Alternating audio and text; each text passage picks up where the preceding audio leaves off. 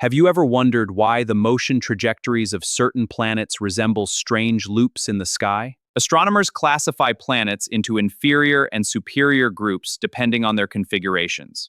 Inferior worlds perform pendulum-like oscillations near the sun, never departing far from it. Superior planets trace retrograding arcs, passing through their optimal observational periods of opposition. You know, when we look up at the night sky, we see this incredible, sublime order. The stars, they trace these perfect, predictable arcs, moving together like they're fixed to some giant celestial sphere. But against that constant, reliable backdrop, there are a few celestial bodies that just refuse to play by the rules. They are the planetes. That's the ancient Greek word for wanderers. And it's the mechanics of that wandering that we're going to analyze today.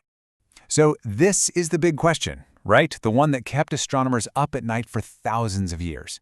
The apparent motion of the planets, it isn't simple, it's not uniform, and it's definitely not straightforward. It involves these strange loops, sudden changes in speed, and even variations in brightness. So to really understand this, we need to break down the geometry of our solar system from our own moving point of view, right here on Earth. All right, here's how we're going to tackle this. We'll proceed in 4 parts. First, we're going to classify the planets into 2 main groups, and it's all based on their orbits relative to us. Then, we'll dig into the mechanics of each group, the inferior and the superior planets separately. And finally, we'll bring it all back together into one unified framework of what we call celestial configurations. Now the key to unlocking this whole puzzle lies in a really simple but profound division. The way a planet behaves, as we see it from Earth, is determined entirely by one thing. Is its orbit inside or outside of our own? That single fact splits all the planets into 2 very distinct groups, each with its own set of rules. So our first group is the inferior planets. That's Mercury and Venus. Their orbits are nested inside of Earth's orbit. The second group is the superior planets, Mars, Jupiter, Saturn, and all the rest, which orbit the Sun at a greater distance than we do. And as you're about to see, the apparent celestial mechanics of these 2 groups are fundamentally different. So let's start by analyzing the inferior planets. Because their orbits are closer to the Sun than ours is, from our perspective, they are forever tethered to it. You're never going to see Venus or Mercury high in the sky at midnight. Their visibility is completely dictated by how close they are, angularly speaking, to the Sun. And the one concept you absolutely need to understand for this is elongation. It sounds complicated, but it's not. It's simply the angle we measure in the sky between the Sun and the planet. And for these inferior planets, that angle has a hard geometric limit. They can never, ever wander too far from the Sun's glare. This orbital geometry puts a very strict leash on them. Mercury, being the innermost planet, never strays more than 28 degrees from the Sun. For Venus, a bit farther out, its maximum elongation is about 48 degrees.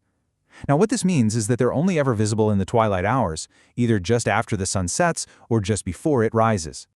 Over time, this geometric constraint creates this really fascinating visual. The planet seems to swing away from the Sun to its maximum point, then it swings back towards it, passes somewhere in front of or behind the Sun, and then swings out to the other side. It's this constant oscillation, like a celestial pendulum that's anchored right to the Sun. This cycle has 4 key points. At eastern elongation, the planet is trailing the Sun, so we see it in the west as an evening star. Then it moves toward inferior conjunction, passing between us and the Sun. After that, it pops out on the other side, reaching western elongation where it leads the Sun as a morning star. And finally, it completes its cycle at superior conjunction, passing behind the Sun from our vantage point. Okay, now let's turn our attention to the superior planets.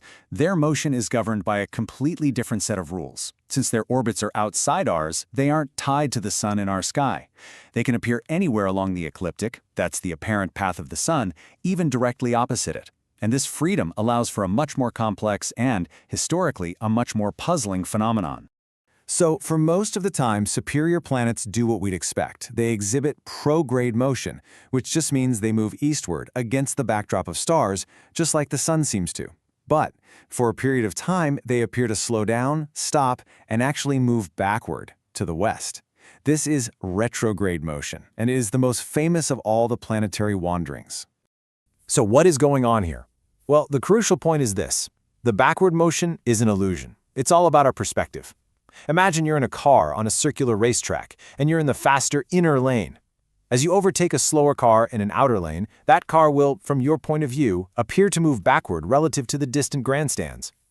The exact same thing happens as the faster Earth overtakes a slower superior planet like Mars or Jupiter. For an observer here on Earth, this orbital dance creates a really remarkable pattern in the sky. If you track a planet like Mars night after night for a few months, you'll see it drifting eastward. Then it slows down to what we call a stationary point. Then it moves westward for weeks or even months.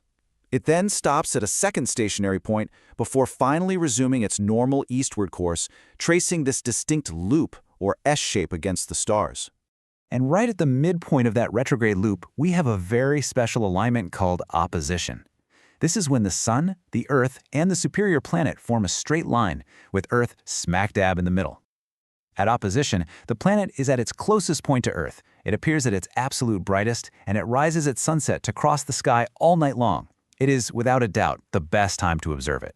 So now that we've looked at both classes of planets, we can bring these distinct motions and alignments into a single, formal system of terminology. These specific geometric arrangements are known in the field of celestial mechanics as configurations.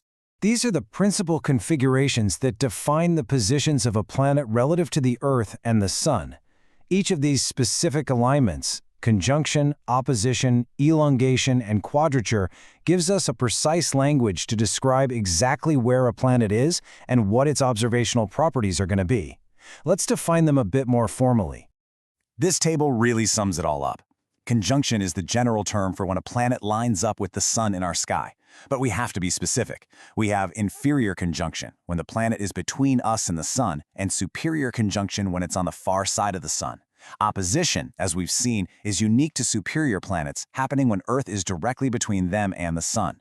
Elongation refers to that maximum angular distance from the Sun for an inferior planet. And finally, quadrature, which only applies to superior planets, occurs when the planet makes a 90-degree angle with the Earth and the Sun. Now, this parallax effect of retrograde motion, it actually diminishes with distance. The retrograde loop for nearby Mars is pretty wide, spanning about 15 degrees on average, but for the much more distant Jupiter, it's a smaller 10-degree arc, and for Saturn, which is farther still, it shrinks to just 7 degrees. This isn't just a neat fact, it's direct, observable evidence of the relative distances inside our solar system. So you see, these complex wanderings aren't random at all. They are the predictable, inevitable result of orbital mechanics when viewed from a moving platform, our Earth. And this leads us to a final thought. I want you to consider the immense challenge of figuring all this out without our modern bird's-eye view of the solar system.